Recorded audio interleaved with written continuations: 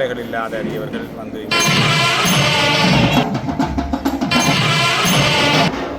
வணக்கம் உறவுகளே, நான் உங்கள் கேசி பாரதி. நாங்கள் இன்றைக்கு முல்லைத்தீவு மாவட்டம் ஒழுமடு என்ற இடத்துல நிற்கிறோம். இங்கே வந்து மெயினில் ரோட்டில் இருந்து குறைஞ்சது ஒரு 20 கிலோமீட்டர் காட்டுக்கு போக மம்மில் பிள்ளையார் ஆலயம் ஒன்று இருக்குது.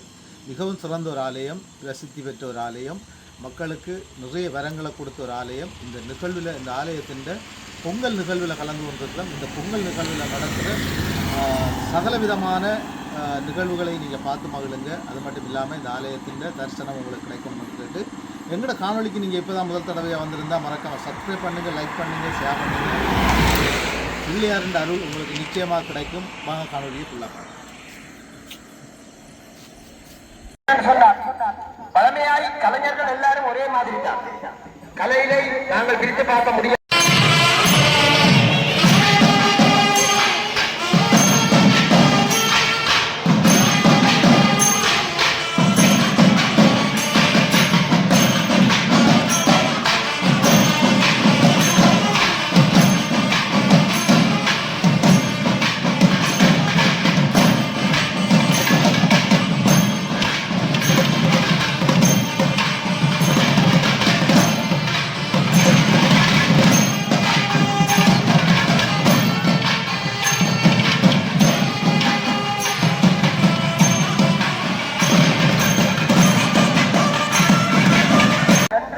மாபெரும் பாரம்பரிய கலை நிகழ்வை ஐயா தேடி பிடித்திருக்கின்றார் என்றார்.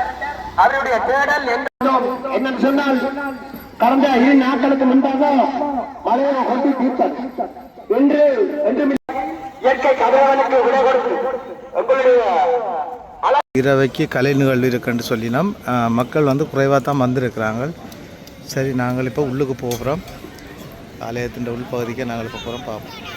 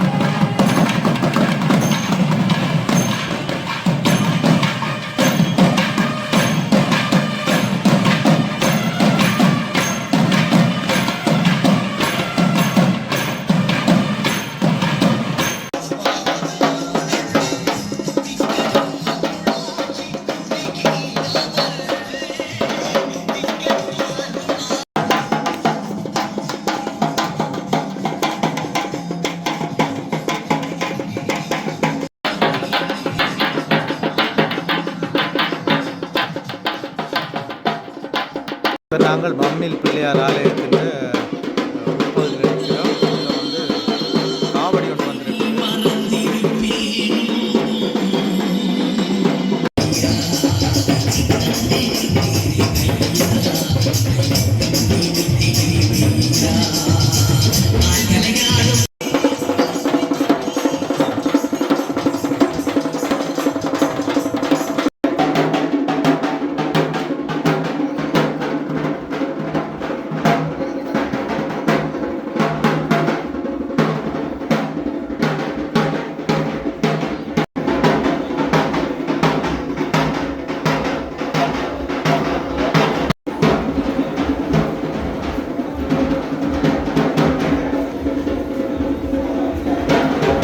தான் நூல் கட்டுறது. நூல் கட்டுற இடத்துல நாங்கள் இப்போ நிற்கிறோம் பாருங்கள்.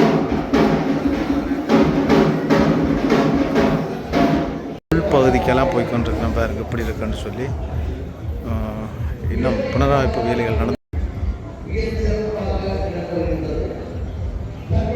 மக்கள் முழு பேர் நேர்த்திகளை வந்து இந்த இடத்துல தான் கட்டியிருக்கணும். நேர்த்திகளில் வந்து ஒவ்வொரு விதமாக கட்டியிருக்கணும். தேங்காயால் கட்டியிருக்கணும், பட்டு கட்டியிருக்கணும் பாருங்கள்.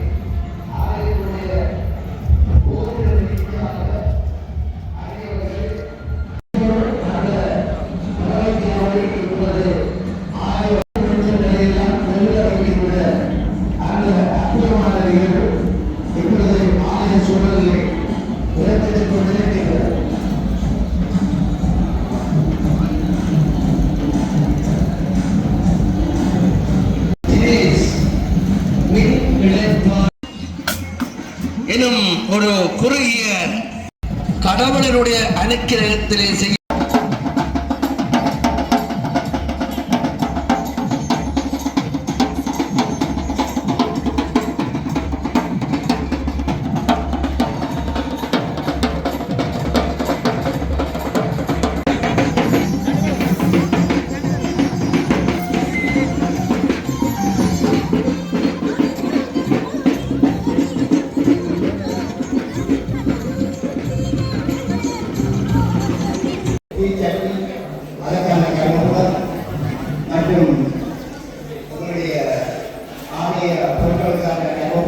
இந்த இடத்துல தான் ஆலயத்துக்குரிய நேர்த்திகளை செய்து வந்து மக்கள் வந்து இது நூல் கட்டுறதை நாங்கள் பார்க்குறோம். இதில் பாருங்கள், இதில் தான் நூல் கட்டுறது சின்ன அகல்கள்லாம்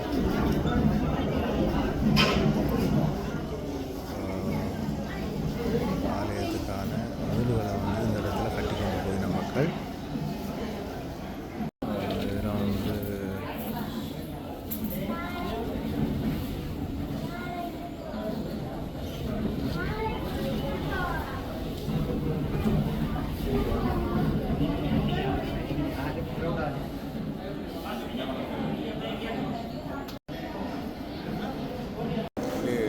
இந்த ஆலயம் வன்னி மாவட்டத்திலே முல்லைத்தீவு மாவட்டத்தில் பிரசித்தி பெற்ற ஆலயங்களில் ஒன்றான அம்பு பிள்ளையார் ஆலயம். இது கிட்டத்தட்ட 400-450 வருடங்களுக்கு மேற்பட்ட ஆலயம். எங்களுடைய மூதாதையார்கள் இதை பரம்பரையாக பூஜை செய்து வந்தவர்கள். இந்த ஆலயத்திலே சித்திரப்பருவம் தான் வருடாந்த பொங்கலாக அந்த காலம் தொட்டு செய்து வருகின்றார்.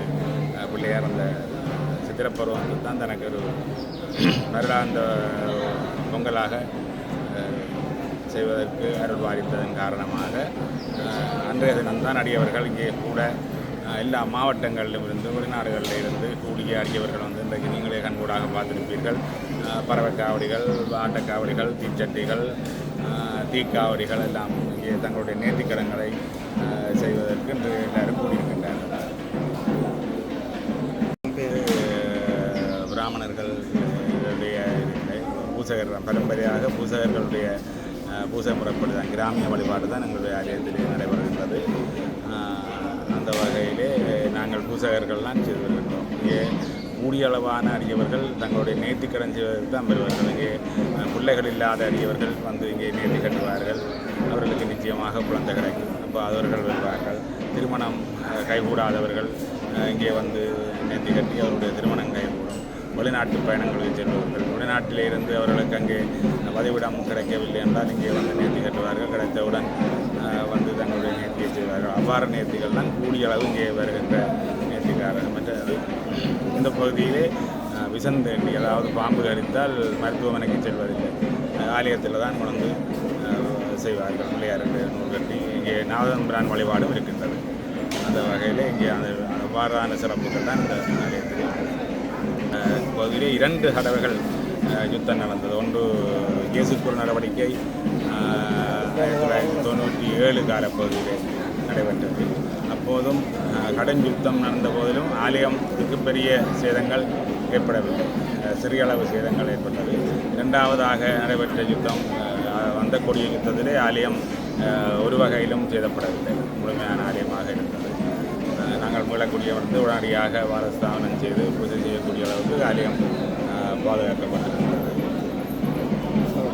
ஆலயத்துக்கு இல்லை அநேகம் இருந்தது. நாங்கள் அதை பிறகு இந்த ஆலயத்தை ஒரு புதிய முறையிலே அமைக்க வேண்டும் என்றதற்காக நாங்கள் முழுமையாக எடுத்து கட்டி 2015ஆம் ஆண்டு பாவம் செஞ்சது நாங்கள். ஆனால் ஆலயம் நாங்கள் எவ்வாறு விட்டு சென்றோம் அதே போல எது விதமான சேதங்களும் இல்லாமல் இருந்தது. பொங்கல் வந்து நாங்கள் இந்த பொங்கல் இங்கே வந்து வித்தியாசம் எல்லா இடங்களிலும் இந்த பொங்கல் வந்து இரவு தான் நடைபெறுகின்றது. ஆனால் இங்கே வந்து பொங்கல் காலை அபிஷேகமும் மதியம்தான் பிள்ளையாருக்கு பொங்கல் நடைபெறுவது. பொங்கல் முடிந்து இரவு திருவிழா நடைபெறும். சுவாமி படத்திலே வந்து வீதி விழாவரும் காட்சிகள் இடம்பெறும்.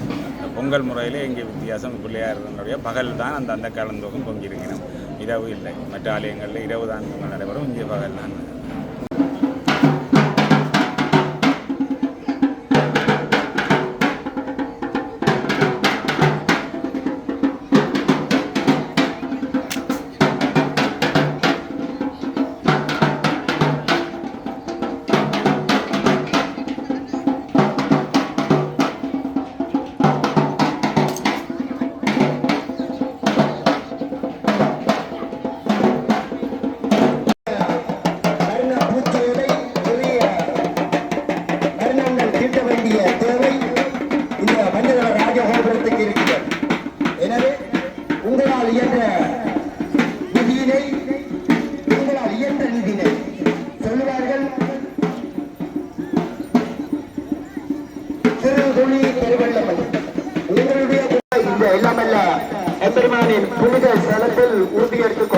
இந்த இடத்துல காவடிகள் வந்து கொண்டிருக்குது, நிறைய காவடிகள் வருது. அதோட வந்து தீச்சட்டி ஏந்தி கொண்டு நிறைய பெண்கள் போகிறதை நாங்கள் பார்க்குறோம்.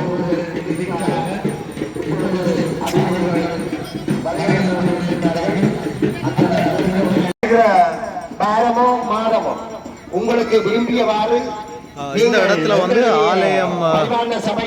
ஆலயத்தின் முன்பகுதியில் நிற்கிறோம். இது வந்து இந்த இடத்துல இருக்குன்னு சொன்னால் உண்மையில் ஒரு அடர்ந்த காட்டு பகுதிக்கு வரணும். மாங்குளத்திலிருந்து வந்து ஒரு 15 கிலோமீட்டர் வரை அம்பகாமத்துக்கு உண்டாக வர ஒல்லுமடு அடுத்தது நாங்கள் நிற்கிற இடம். இந்த ஆலயம் இருக்கிற இடத்துக்கு நாங்கள் வரலாம். உண்மையில் ஒரு பிரசித்தி பெற்ற ஆலயம் என்று சொல்லினோம். தொடர்ந்து காணொலியோடு இருங்க. உண்மையில் இந்த ஆலயம் சம்பந்தமாக இன்னும் நிறைய விடயங்களை உங்களுக்கு நாங்கள்